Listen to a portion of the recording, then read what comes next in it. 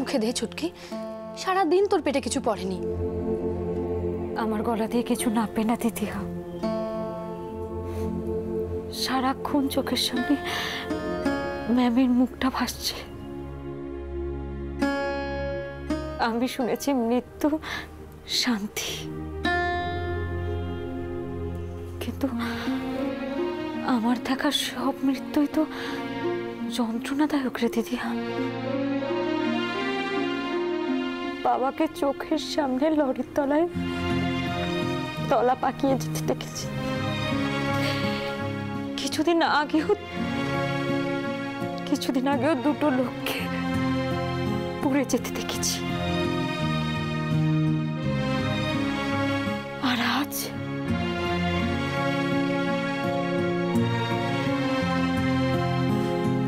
এগুলো ভোলা সহজ নয়, আমি জানি।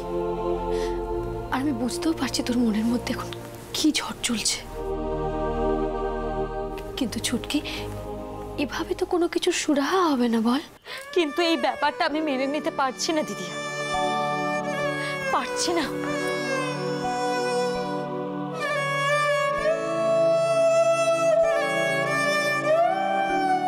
সময় তোর সব প্রশ্নের উত্তর দেবে, অপেক্ষা কর।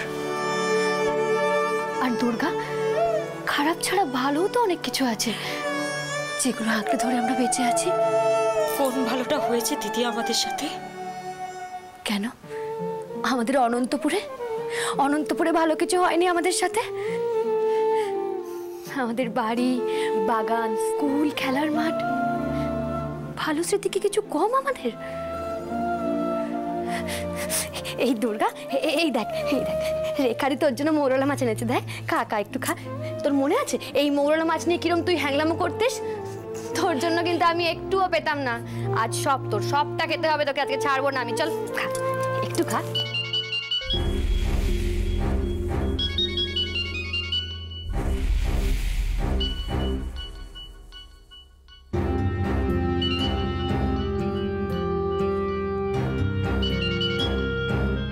কার ফোন?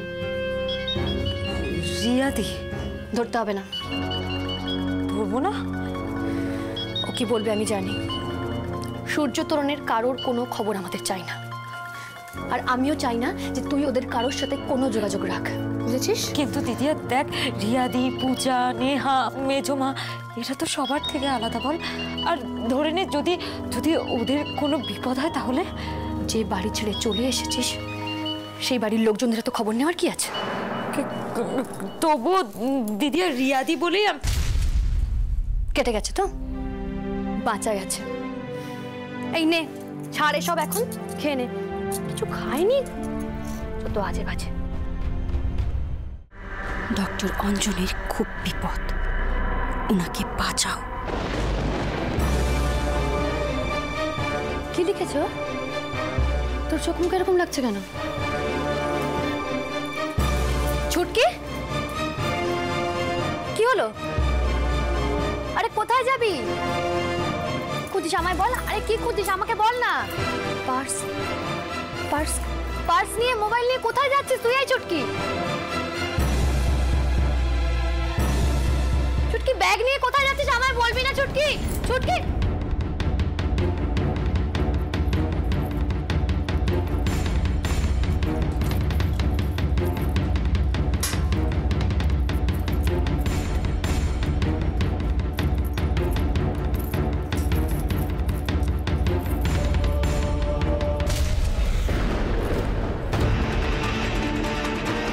কে আপনি?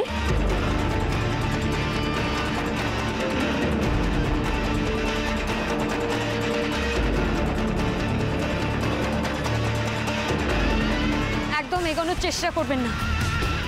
নজর রাখা হচ্ছিল এই নারী নিকেতনের ওপর। কি চান আপনি?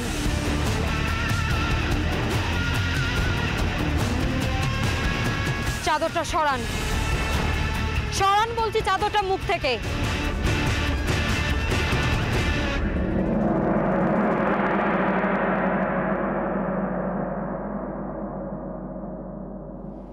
তুমি?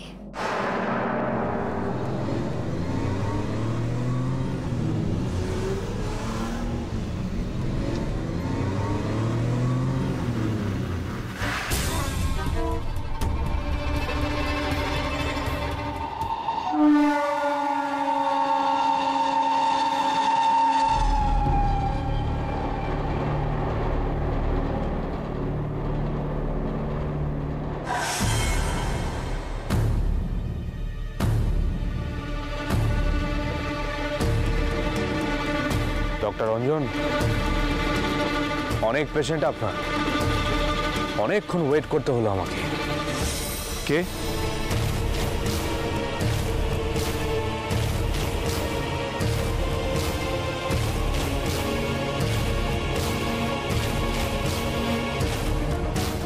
আপনি?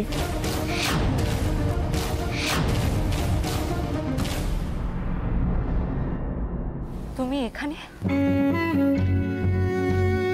এভাবে কি করছিলে তুমি? এত রাতে তুমি কোথায় যাচ্ছিলে দুর্গা? তোমাকে বিশ্বাস করতে ভয় হয় কেন জানো? তোমাকে প্রশ্ন করলে তুমি পাল্টা প্রশ্ন করো। এভাবে তুমি অনেক কিছু এড়িয়ে যাচ্ছ। দুর্গা, আমি এখানে তোমার জন্য এসেছি। এভাবে গা ঢাকা দিয়ে? হ্যাঁ, কারণ আমার মনে হয় তোমার উপর অ্যাটাক হতে পারে। ইলেকশনের আগে যেভাবেই হোক বাবা তোমাকে আটকানোর চেষ্টা করবেই। শীতের রাতে তুমি এভাবে বাইরে বসে আমার জন্য তপস্যা দেবীর কেসটা কিন্তু। দুর্গা, যেটা আমি করিনি সেটা নিয়ে আমি কেন ভয় পাবো? আর আমি এখন আমাকে নিয়ে ভাবা ছেড়ে দিয়েছি দুর্গা। কিন্তু আমি বেঁচে থাকতে তোমার উপর একটাও আঁচ আমি আসতে দেব না। আমার কিছু না হলেও একটার পর একটা বিপদ তো হয়েই যাচ্ছে। আবার কি হলো? একটা মানুষ খুন হলো, আরেকজনের খুব খারাপ কিছু হতে পারে। কে? ডক্টর অঞ্জন। কি? কে বললো তোমাকে এসব? আমি এত কথা বলতে পারছি না অনি, তুমি যাও আর আমাকেও যেতে দাও প্লিজ। দুর্গা, তোমার এত বুদ্ধি আর এটা বুঝতে পারছো না এটা একটা ট্র্যাপ হতে পারে? হতে পারে, কিন্তু আমি কোনো ঝুঁকি নিতে পারবো না ওই মানুষটাকে নিয়ে। ওই মানুষটা আমার দিদিয়াকে বাঁচিয়েছে। আচ্ছা আচ্ছা ঠিক আছে দুর্গা, আমিও তোমার সাথে যাচ্ছি, এসো। আরে দেখছো কি দুর্গা, এত রাতে তুমি কিছু পাবে না। আমার কাছে বাইক আছে, তাড়াতাড়ি পৌঁছে যাবো। এসো এসো।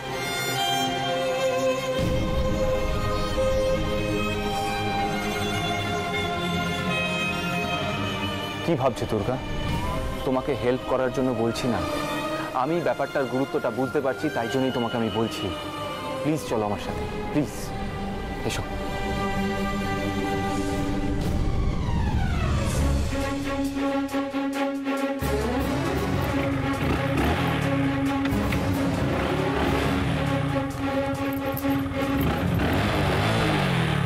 চারু, চারু, একটা বাইকের আওয়াজ পেলাম। তুমি কাউকে বেরোতে দেখেছো? না তো।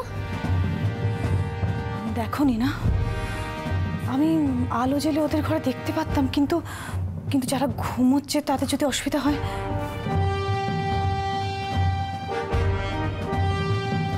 আগে এখানে এরকম ছিল না জানো। সাথীদি দিল্লি চলে যাওয়ার পর থেকে এরকম শুরু হয়েছে। কয়েকজন বাড়াবাড়ি শুরু করে দিয়েছে। করিডোরে রাত্রিবেলা গুজগুজ করে ফোন, হাসি ঠাট্টা সবই চলে। আমি ওদের সাথে বন্ধুর মতো মিশি তো, তাই আমাকে পাত্তা দেয় না। না, দিদিয়াকে ছাদ থেকে তুমি ধাক্কা দিয়ে ফেলেছিলে, তাই না? Hello, police station. আমি